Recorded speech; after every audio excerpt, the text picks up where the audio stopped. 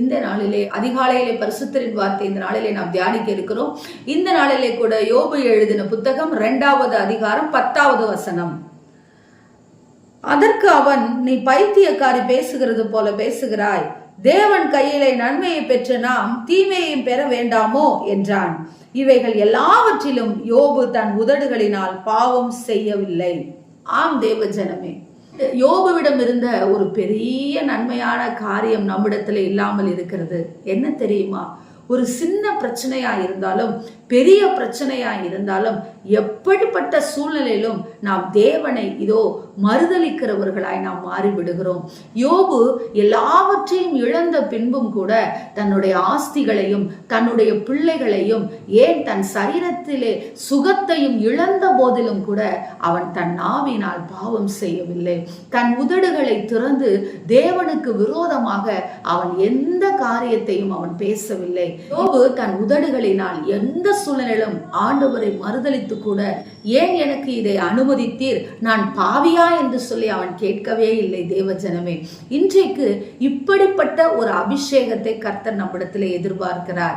இப்படிப்பட்ட ஒரு காரியத்தை கர்த்தர் நம்மிடத்தில் எதிர்பார்க்கிறார். இஸ்ரவேல் ஜனங்களுடைய ஒரு சொந்த குணமாக என்ன காரியம் இருந்தது?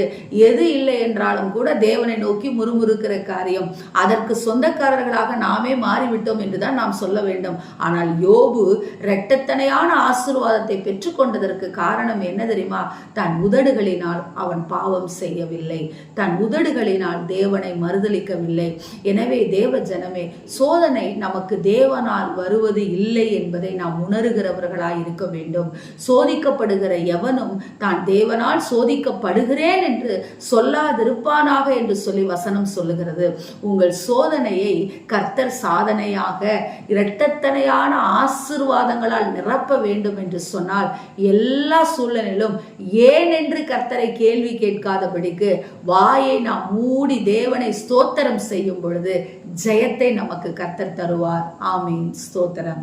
எங்களை நேசிக்கிற எங்கள் நல்ல தகப்பனே, இந்த நாளிலே நாங்கள் கேட்ட வார்த்தையின் பிரகாரமாக யோபுவை போல எங்களுக்கு வடக்கத்தை நீர் கொடுக்கும்படியாக நாங்கள் செபிக்கிறோம். எந்த சூழ்நிலையிலும் உம்மை மறுதலித்து உம்முடைய சமூகத்திலே ராஜா முறுமுறுக்காமல் இருந்த யோபுவை போல நாங்களும் ஆண்டவரை இருக்க எங்களுக்கு கிருபை தாங்கன்னு சொல்லி ஜெபிக்கிறோம். நல்ல பிதாவே, ஆமேன். Praise the Lord. ஹல்லேலூயா.